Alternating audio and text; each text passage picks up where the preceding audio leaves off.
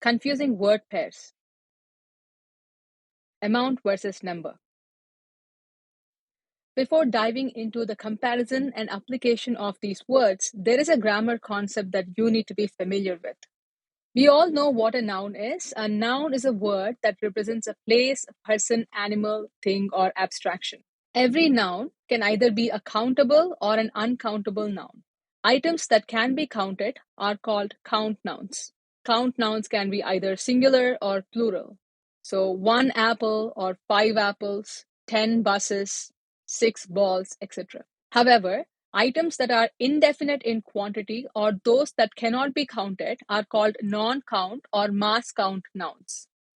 For instance, I want water, but you cannot say I want 5 water or I want 3 water. You might say I want 2 glasses of water, but you cannot count the specific unit of water in itself. Amount is a non count noun, while number is a count noun. Amount refers to an aggregation or quantity of something concrete or abstract, something that cannot be measured, like water, salt, sugar, courage, bravery, concentration, etc. You cannot really measure these nouns. For instance, the girl showed a surprising amount of bravery. You need a great amount of intelligence to solve this puzzle. While number is a concept of quantity that can be a single unit or something that is derived from a single unit. Example, he drank a shocking number of drinks. In this example, we are not calling out specifically the count of drinks he had. However, we can be sure that that is a finite number of drinks. So he may have 5 drinks, 7 drinks, or 10 drinks, but it is definitely a finite number. Let's look at the next example. We ended up hosting a greater number of people than we planned. Again, we are not calling out what the number is, but we can safely assume that it's a finite number, and if we want to, we could count the total number of people present in that occasion. In short, we use numbers for count nouns and amount for non-count nouns. And remember, non-count nouns are always singular, meaning the milk is stale, the water is deep, resilience is inspiring. So how do we measure non-count nouns? For non-count nouns, we use measure words. Measure words are phrases that are used to quantify non-count nouns. For example, a bag of flour, a bar of chocolate, a box of cereal, a piece of advice, etc.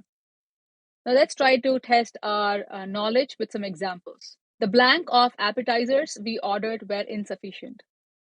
So again, appetizers are finite, they are count nouns. Therefore, it is the number of appetizers we ordered were sufficient. Next, it must take a great blank of bravery to stand up to a bully.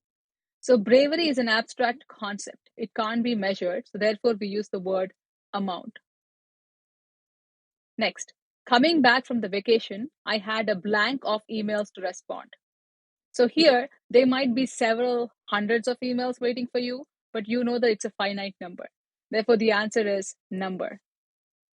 Next, you need a considerable blank of time and effort to learn a new language. So here, time and effort are non-count nouns, which cannot be measured. Therefore, the right answer would be amount.